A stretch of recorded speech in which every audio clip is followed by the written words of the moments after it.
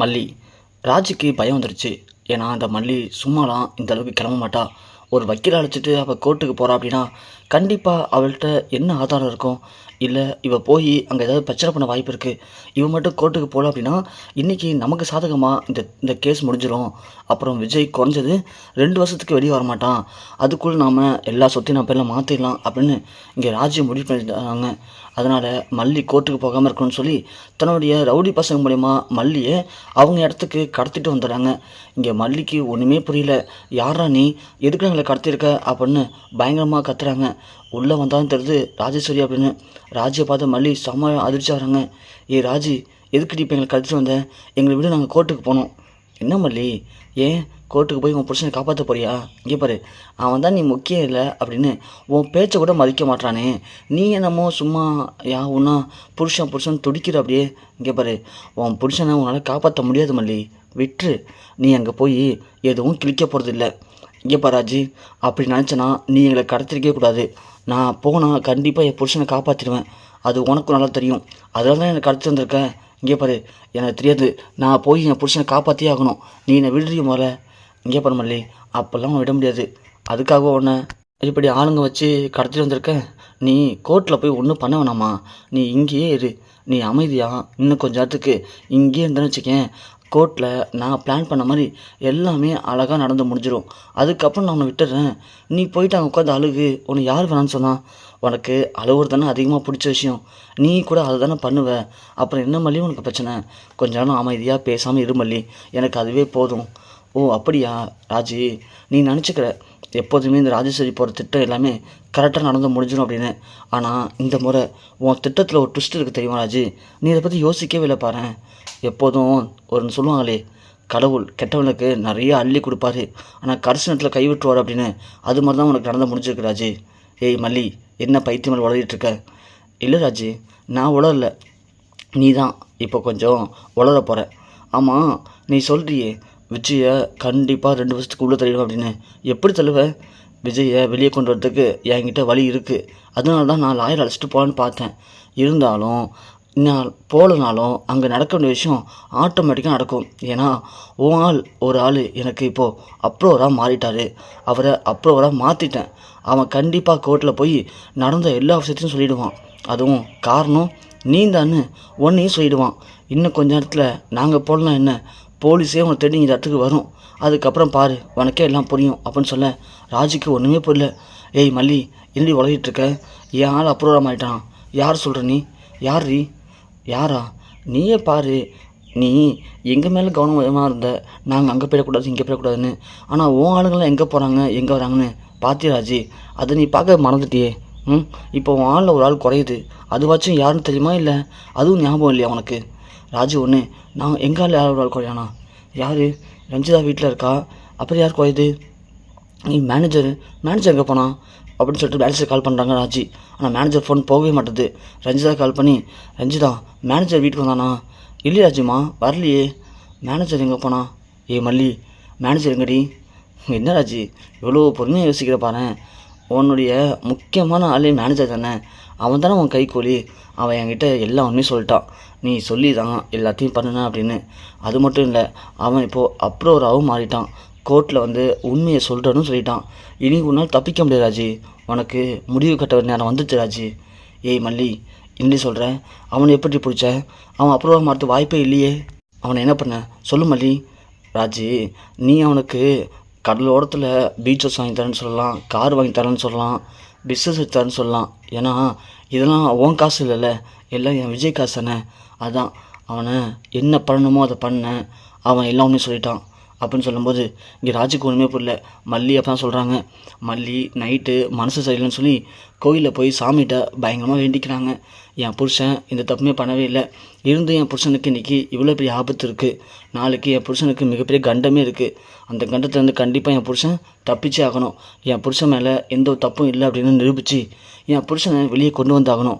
அதுக்கு நீ தான் உதவி பண்ணணும்.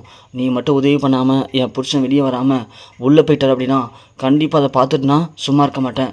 எப்படி கண்ணகி அவளுடைய கற்புக்காக மதுரை எரிச்சாலோ அதே மாதிரி நான் என் புருஷனுக்காக உன் சன்னதியில் வந்து உன் கண் முன்னாடி என்ன நானே எரிச்சுப்பேன் அப்படின்னு சொல்லிட்டு மல்லி அங்கேருந்து போகிறாங்க. போகும்போது கரெக்டாக அரவிந்த் வராரு காரில். அரவிந்த் மல்லியை பார்த்துட்டு, மல்லி என்ன மல்லி இந்த நேரத்தில் தனியாக நடந்து போயிட்டுருக்கீங்க, ஏன் ஒரு மாதிரி இருக்கீங்க அப்படின்னு கேட்க மல்லி ஒன்று அழ ஆரம்பிச்சிடுறாங்க. அரவிந்த் ஒன்று, மல்லி அழாதீங்க மல்லி, ஏன் மல்லி என்னாச்சு மல்லி அப்படின்னு கேட்க மல்லி நடந்த இடத்தையும் சொல்கிறாங்க. அரவிந்த் ஒன்று, என்ன மல்லி இவ்வளோ நடந்திருக்கு, எனக்கு ஒரு வார்த்தையோட கால் பண்ணவே இல்லையே, என்கிட்ட கால் பண்ணி சொல்லியிருந்தா நான் ஒன்று வந்திருப்பல மல்லி. சரி மல்லி இப்பயும் ஒன்று கெட்டு போல, அழாதீங்க, நான் இருக்கல, நான் பார்த்துக்க விடுங்க மல்லி அப்படின்னு அரவிந்த் சமாதானப்படுத்துகிறான். சமாதானப்படுத்தி அழைச்சிட்டு போகும்போது கரெக்டாக ராஜு மேனேஜர் 2 பேரும் வீட்டுக்கு பக்கத்தில் நின்று பேசிட்டு இருக்கதை நம்ம அரவிந்த் பார்க்குறாங்க. பார்த்ததும் மல்லி சொல்கிறாங்க, அரவிந்த் ஒரு நிமிஷம் இங்கே நிப்பாட்டுங்களேன் அப்படின்னு சொல்ல அவங்க பேசி முடிச்சுட்டு மேனேஜர் கிளம்புறாரு. மல்லி ஒன்று அவரை ஃபாலோ பண்ணுங்க அரவிந்த் சொல்கிறாங்க. உடனே அரவிந்தும் அவரை ஃபாலோ பண்ணுறாங்க. கரெக்டாக நம்ம குணசேகரனும் ஒரு ஏற்றுமை பெண்ணு பணம் எடுக்கிறாங்க. எடுத்துகிட்டு வெளியே வரும்போது டக்குன்னு அரவிந்த் குணசேகரனை பிடிச்சி காரில் தள்ளிடுறாரு. தள்ளவும் குணசேகரன் ஹலோ யாருன்னு கேட்குறாங்க. டக்குன்னு அரவிந்த் குணசேகரன் நல்ல அறைய போடுறாரு. அறைய போட்டு உண்மையை சொல்லியா என்ன பண்ணிகிட்டு இருக்கீங்க 2 பேரும், எதுக்கு இப்போது இங்கே வந்து பணம் எடுத்துகிட்ருக்கு இந்த இடத்துல, ஆமாம் எதுக்காக விஜய் சார் அக்கௌண்ட்டில் பணம்லாம் எங்கே போச்சு, எப்படி விஜய் சார் செக்கெல்லாம் பவுன்ஸ் ஆனிச்சு, அக்கௌண்ட்டில் பணம்லாம் எப்படி செக்கை போட்ட, சொல்ல போறியா இல்லையா பண்ணி, உன் மேலே அப்போலேருந்து சந்தேகமாக தான் இருக்குது அப்படின்னு அரவிந்த் குணசேகரனை போட்டு பணம் அடிக்கிறாரு. ஒரு கட்டத்துக்கு மேலே குணசேகரன் அடி தாங்க முடியாமல் எல்லா ஒன்றும் சொல்லிடுற சார் அப்படின்னு சொல்லி ராஜ்யமனம் தான் எல்லாம் பணம் சொன்னாங்க. அந்த பொய்யா நியூஸ் பேப்பரில் செய்தி வந்தது, அக்கௌண்ட்டில் பணத்தில் எல்லாத்தையும் எடுத்தது, அக்கௌண்ட்டில் பணம் தெரிஞ்சு செக்கை பவுன்ஸ் போட்டது, செக்கு பவுன்ஸ் ஆனவொடனே இன்வெஸ்டர்லாம் கோவமாக இருந்தாங்க. நாங்கள் தான் அவங்களுக்கு தூண்டி விட்டு கோர்ட் ஸ்டேஷனில் கேஸ் கொடுக்க வச்சோம். அது மூலிமா விஜய் சார் அரெஸ்ட் பண்ண வச்சோம். இது எல்லாமே நம்ம ராஜ்யம் எடுத்த திட்டம் தான். அதோட நாவலூர் குடோனை எரிச்சது கூட நாங்கள் தான். இதுக்கெல்லாம் காரணம் மேடம் தான். மேடமுடைய திட்டத்தின்படி தான் எல்லாமே போயிட்டுருக்கு. மேடத்தை பொறுத்த வரைக்கும் விஜய் சார் சொத்து எல்லாத்தையும் அவங்க பேரில் மாற்றணும், அதுக்காக தான் மேடம் இப்படி பண்ணிகிட்ருக்காங்க அப்படின்னு எல்லா உண்மையும் போட்டு உடைக்கிறாங்க குணசேகரன். அது எல்லாத்தையுமே ஒரு வீடியோ ஆதாரமாக எடுத்துக்கிறாங்க மல்லி. எடுத்தது மட்டும் இல்லாமல் நாளைக்கு காலையில் நீ எங்கள் கூட கோர்ட்டுக்கு வரணும். கோர்ட்டில் வந்து விஜய் சாருக்கு ஆதரவாக இப்போ சொன்ன எல்லா உண்மையவும் நீ கோர்ட்டில் சொல்கிற, ஒருவேளை அப்போ மட்டும் இதான் மாற்றி சொன்னோன்னு வச்சுக்கேன், அவ்வளோதான் பார்த்துக்கோ, நாங்கள் ராஜோட மோசமானவங்க, உன் வீட்டில் ஒரு ஆள் இருக்க மாட்டாங்க, எல்லாரையும் நான் ஒரு வழி பண்ணிவிடுவேன்.